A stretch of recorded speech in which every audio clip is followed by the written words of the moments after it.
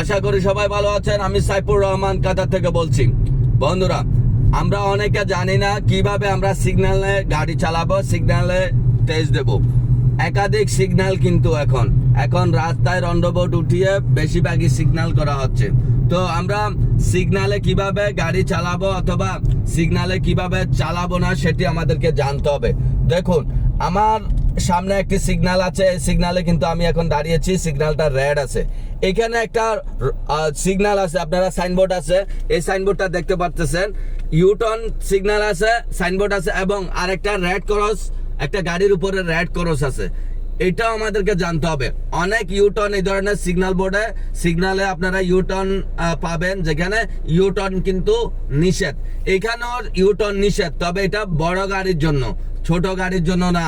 ছোট গাড়ি এখানে আপনি ইউটার্ন করতে পারবেন। এই ধরনের সাইনবোর্ড আছে। অনেক সময় ছোট গাড়িও কিন্তু ইউটার্ন নিষেধ, আপনাকে এটা জানতে হবে। আপনি যখন রেড সিগন্যালে গাড়ি চালাবেন, রেড সিগন্যালে গাড়ি চালানোর সময় আমাদেরকে এই ধরনের সাইনবোর্ডগুলি অবশ্যই চিনতে হবে। সাইনবোর্ড আমাকে কি বলছে। এখন গ্রিন করছে, আমি কিন্তু ইউটার্ন করে ফেলবো। এই যে সাইনবোর্ডটি নিষেধ করা হচ্ছে, এটি শুধু বড় গাড়ির জন্য, এজন্য আমি ইউটার্ন করে ফেলবো। আর ইউটার্ন করে আমি রাইট সাইডের লাইনটি ধরলাম। ইউটার্ন করে আমি রাইট সাইডের লাইনটি ধরে আমি সোজা এগিয়ে যাচ্ছি। এবং রোড ক্যাপাসিটি এখানে 60, এটা 2 ওয়ে রোড এবং এটা রোড ক্যাপাসিটি 60। এখানে সিগন্যালটি গ্রিন আছে, আমি কিন্তু 60 স্পিডে চলে যেতে পারবো। একটু সতর্ক থাকতে হবে। এখানে মানুষ পারাপারের একটি জিব্রা ক্রসিং আছে। তো আমরা সোজা যাব। আগে দেখতে পাচ্ছি আর একটা সিগন্যাল বাতি আছে। এই সিগন্যাল বাতিতে আমরা চলে যাব কোথায়? লেফটে চলে যাব। আমরা সোজা না গিয়ে লেফটে যাব।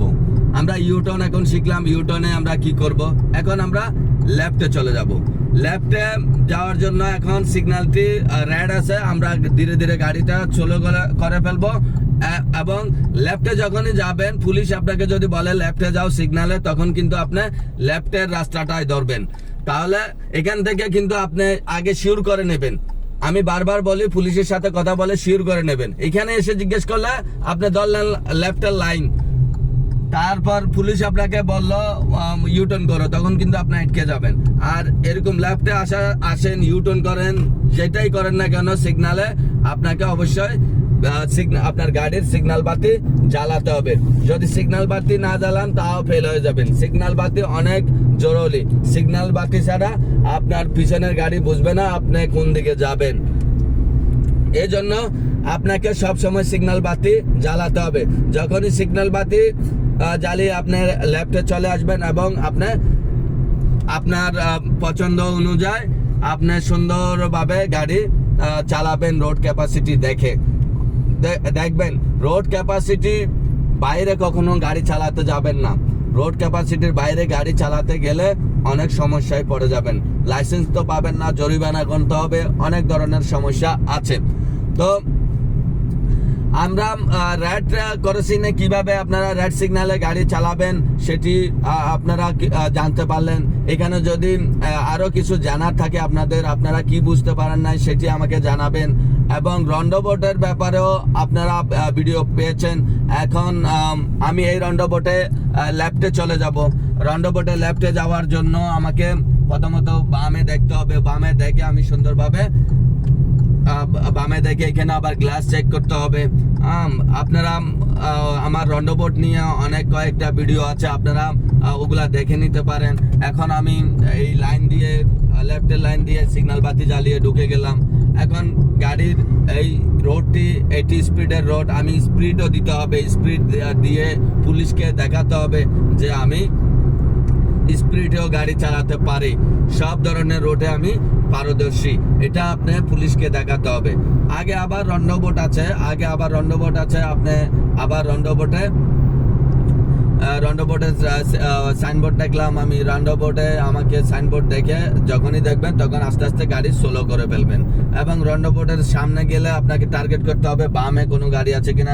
বামে গাড়ি নাই, গাড়ি খালি, আপনি রন্ডবোর্ডে ঢুকে গিয়ে যাবেন। এইখানে আসলে আপনি সিগন্যাল বাতি জ্বালাবেন।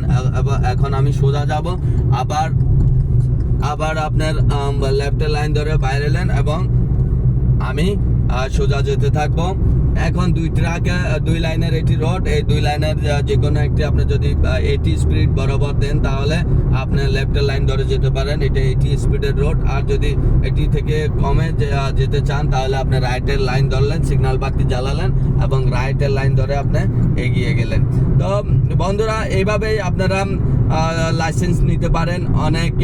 অনেক কিছু আপনাদেরকে শিখতে হবে। আমি বারবার বলি আপনারা প্রত্যেকটা জিনিস গুরুত্ব সহকারে দেখবেন। ড্রাইভিং এত ইজি না, এটা বাংলাদেশের ড্রাইভিং না। বাংলাদেশের ড্রাইভিং আপনি যেমন তেমন করে গাড়ি চালাচ্ছেন, এখানে কোনো আইনের ঠিকমতো প্রয়োগ নেই অথবা আইন মানতেছে না, প্রয়োগ ওইভাবে হচ্ছে না। কিন্তু বিদেশে আপনি যদি আইন প্রয়োগ না করেন, আইন না মানেন, আপনাকে অনেক টাকা জরিমানা করতে হবে। জেল জরিমানা তো আছে, এখানে কোনো মাপ নেই। আর লাইসেন্স তো আপনি পাবেনই না। লাইসেন্স পাওয়ার জন্য আপনাকে প্রত্যেকটা বিষয়, প্রত্যেকটা জিনিস আপনি জানতে হবে। তো আমরা অনেক কিছু শিখতে পারলাম। আমার আশা আপনারা এটি বুঝছেন।